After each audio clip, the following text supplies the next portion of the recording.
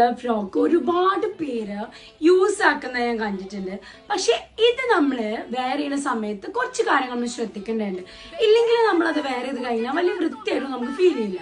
അതിൽ ഫസ്റ്റ് ആയിട്ട് നമ്മൾ ശ്രദ്ധിക്കേണ്ട കാര്യം എന്ന് പറയുന്നത്, നമ്മൾ എപ്പോഴും ഇതാ നമ്മുടെ ചെസ്റ്റിന് നേരെ താഴെയായിട്ട് ഇവിടെ വെച്ചിട്ട് വേണം എന്താ നമ്മൾ ഗൗണിന്റെ കട്ടിങ് ഉണ്ടാവാൻ വേണ്ടിയിട്ട്. ബിക്കോസ് ഇതും സെപ്പറേറ്റ് ആയിട്ട് കാണുമ്പോഴേ നമുക്ക് ഗൗണായി ഫീൽ ചെയ്യുള്ളൂ. അല്ലാതെ പക്ഷെ നമ്മളൊരു വയറിന്റെ ഇവിടെയൊക്കെ വെച്ചിട്ടാണ് നമ്മളെ ഫ്രോക്കിന്റെ കട്ടിങ് എങ്കിൽ അത് കാണുമ്പോൾ നമുക്ക് എന്തില്ല വൃത്തിയായിട്ട് ഫീൽ ചെയ്യില്ല. സെക്കൻഡ് ആയിട്ട് നമ്മൾ ശ്രദ്ധിക്കേണ്ട കാര്യം എന്ന് പറയുന്നത്, പൊതുവെ നമ്മൾ മുസ്ലിം ബ്രൈഡ്സ് റോൾ ചെയ്യാനാണ് ചെയ്യല്. പൊതുവെ നമ്മൾ ഗൗണിക്കും. അപ്പൊ അതെന്ത് ചെയ്യാ, റോൾ ചെയ്യാൻ വേണ്ടി ശ്രമിക്കാം. ഇനി അല്ലാത്തവര്, റോൾ ചെയ്യാൻ താല്പര്യമില്ലാത്തവര് എപ്പോഴും ഹെയർസ് എന്ത് ചെയ്യുക, ഒരുപാട് ഫ്രണ്ടൊക്കെ കൊണ്ടുവരാതെ ബാക്കൊക്കെ ചെയ്യാം. നമ്മളിനിപ്പോൾ നമ്മൾ റൗണ്ട് ചെയ്തിട്ടാണെങ്കിലും അല്ലെങ്കിൽ നമ്മളിങ്ങനെ കേൾ വെച്ചിട്ടാണെങ്കിലും ബാക്കൊക്കെ ചെയ്യാം. ബിക്കോസ് ഫ്രണ്ടിക്ക് നമ്മൾ അത് ഇടുന്ന സമയത്ത് നമ്മൾ ഗൗണിന്റെ ഔട്ടർ ലുക്ക്, അതായത് ഫുൾ ലുക്ക് എന്ത് ചെയ്യും, മാറും ചെയ്യും.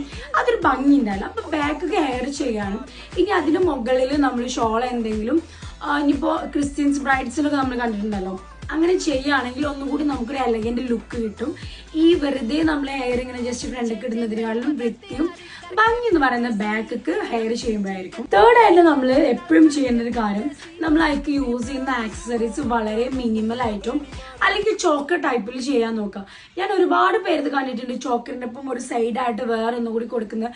അത് നമ്മളെ ഫ്രോക്ക് ഒട്ടും ഭംഗി ഉണ്ടാവില്ല.